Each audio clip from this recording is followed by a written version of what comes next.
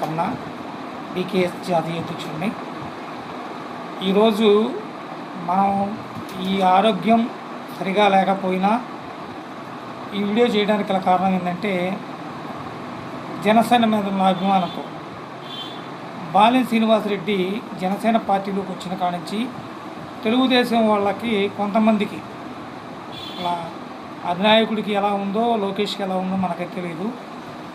కొంతమంది ఎందుకంటే ఆయన ప్రభావం రెట్లలో రాయలసీమ, ముఖ్యంగా రాయలసీమ జిల్లాల్లో గ్యారంటీగా చూపెట్టుద్ది.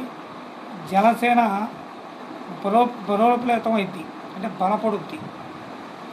అందుకని ఆయన టార్గెట్ చేస్తున్నారు.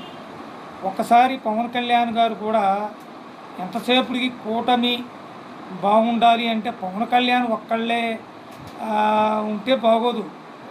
తెలుగుదేశం బీజేపీ కూడా కలిసి వస్తేనే బాగుంటుంది. బీజేపీ ఎటుకుడి పవన్ కళ్యాణ్ దాటి ముందుకు పోదు.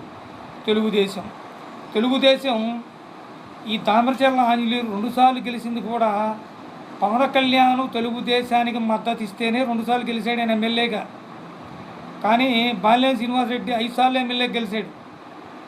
అది తెలుసుకొని ఈ దామరచర్ల ఆంజనేయులు మాట్లాడితే బాగుంటుందని, అదేవిధంగా జనసేన అధినాయకుడు